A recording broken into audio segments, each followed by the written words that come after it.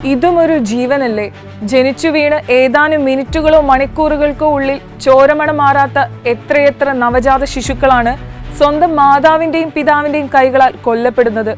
കൃത്യമായി പറഞ്ഞാൽ 2023, 2024 കാലയളവിലാണ് കൂടുതൽ കേസുകൾ റിപ്പോർട്ട് ചെയ്തിരിക്കുന്നത്. കാമുകന് വേണ്ടിയോ ജോലിക്ക് പോകാൻ കുട്ടിയൊരു തടസ്സമാകുന്നതിന്റെ പേരിലോ അവിഹിതത്തിന്റെ പേരിലോ സ്വന്തം അമ്മ തന്റെ കുഞ്ഞിനെ കൊന്നുകളയുന്ന ലോകത്താണ് നാം ജീവിക്കുന്നത്.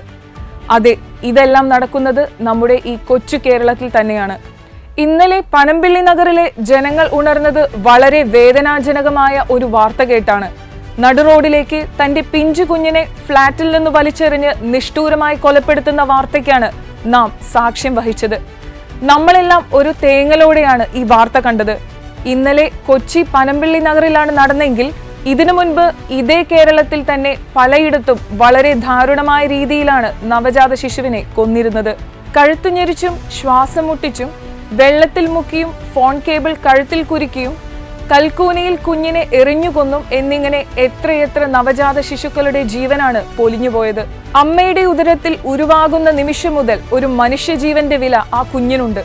ഇത്തരം അവസ്ഥകൾ ഉണ്ടാകാതിരിക്കാനാണ് കേരളത്തിൽ അമ്മത്തൊട്ടിലുകളും ലോകത്തിന്റെ വിവിധ ഭാഗങ്ങളിൽ വിവിധ സഭകളുടെ നവജാത ശിശു പരിശീലന കേന്ദ്രവും ശിശു സംരക്ഷണ സെന്ററുകളും സ്ത്രീകളുടെയും കുട്ടികളുടെയും സംരക്ഷണ കേന്ദ്രവും നടത്തിവരുന്നത്.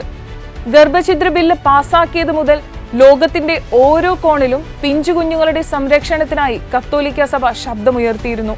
ഗർഭധാരണത്തിന്റെ നിമിഷം മുതൽ ഓരോ ജീവനും അതീവ ശ്രദ്ധയോടെ സംരക്ഷിക്കപ്പെടണം. ഗർഭഛിദ്രവും ശിശുഹത്യയും മ്ലേച്ഛകരമായ കുറ്റകൃത്യങ്ങളാണെന്നാണ് കത്തോലിക്ക സഭ പഠിപ്പിക്കുന്നത്. പിഞ്ചു കുഞ്ഞുങ്ങളുടെ ജീവൻ സംരക്ഷിക്കുന്നതിനായി കത്തോലിക്ക സഭ പല സംരംഭങ്ങൾ ആരംഭിക്കുന്നുണ്ടെങ്കിലും മനുഷ്യജീവന് തീരെ പ്രാധാന്യം നൽകാത്ത കാലത്താണ് നാം ജീവിക്കുന്നത്. അതിന്റെ ഭാഗമായി നടക്കുന്ന സംഭവ വികാസങ്ങളിലൂടെയാണ് നമ്മൾ ഇപ്പോൾ കടന്നുപോകുന്നത്. കത്തോലിക്ക സഭയുടെ കീഴിലുള്ള മിക്ക ആശ്രയ കേന്ദ്രങ്ങളും സന്യസ്തരും വൈദികരുമാണ് നോക്കിവരുന്നത്. ഇത് കേരളത്തിൽ മാത്രമല്ല, ലോകമെമ്പാടും ഇതുപോലുള്ള കേന്ദ്രങ്ങളുണ്ട്. എല്ലാം ശിശു സംരക്ഷണ കേന്ദ്രങ്ങൾക്കും ഒരൊറ്റ ലക്ഷ്യം മാത്രമാണുള്ളത്: അമ്മയുടെ ഉദരത്തിൽ ജീവന്റെ തുടിപ്പ് മുതൽ ഈ ഭൂമിയിൽ ജീവിച്ചു വളരാനുള്ള എല്ലാ അവകാശത്തെയും സംരക്ഷിക്കുക എന്നതാണ്. ഇത്രയൊക്കെ സംരക്ഷണ കേന്ദ്രങ്ങൾ ഉണ്ടായിട്ട് പോലും എന്തിനാണ് വീണ്ടും വീണ്ടും നവജാത ശിശുക്കളെ കൊല്ലുന്നത്? കണ്ണുപോലും വിരിയാത്ത കുഞ്ഞിനെ ഇങ്ങനെ കണ്ണിൽ ചോരയില്ലാതെ എങ്ങനെ കൊല്ലാൻ കഴിയുന്നു? ലോകത്തെ 2 ഭാഗങ്ങളായി തരംതിരിച്ചാൽ ഒരു വശത്ത് കുട്ടികൾ ഇല്ലാത്തതിന്റെ പേരിൽ ദുഃഖിക്കുന്ന ചിലർ, മറ്റൊരു ഭാഗത്ത് കുട്ടികളെ ദാരുണമായി കൊലപ്പെടുത്തുന്ന മറ്റു ചിലർ. ഇവിടെ ഒരു കുഞ്ഞില്ലാതെ വിഷമിക്കുന്ന ദുഃഖിക്കുന്ന ഓരോ ദമ്പതികൾക്കും ഇത് സഹിക്കാവുന്നതിലും അപ്പുറമാണ്. പ്രിയപ്പെട്ട അമ്മമാരെ, പെൺകുട്ടികളെ, നിങ്ങൾ ഏതവസ്ഥയിലാണെങ്കിലും എത്ര നിസ്സഹായ അവസ്ഥയിൽ ആയിരുന്നാലും അതൊന്നും അറിയാതെ നിങ്ങളുടെ ഉദരത്തിൽ വെച്ച് തന്നെ ഒരുപാട് സ്വപ്നങ്ങൾ കാണാൻ തുടങ്ങിയവരായിരിക്കും നിങ്ങളുടെ കുഞ്ഞുങ്ങൾ. അവർക്ക് ഈ ലോകം കാണാനുള്ള അവകാശത്തെ എന്ത് കാരണം കൊണ്ടാണെങ്കിലും നിഷേധിക്കാൻ നിങ്ങൾക്ക് കഴിയുകയില്ല. ഇവിടെ നിങ്ങളുടെ ഏത് നിസ്സഹായ അവസ്ഥയിലും നിങ്ങളെ സഹായിക്കാൻ നിങ്ങളുടെ തൊട്ടടുത്ത് നിരവധി സന്യാസ മഠങ്ങളും ആശ്രമങ്ങളും ഉണ്ട്. നിങ്ങൾക്ക് അവിടെ കയറി ചെല്ലാം. അവർ നിങ്ങൾക്ക് സഹായമാകും.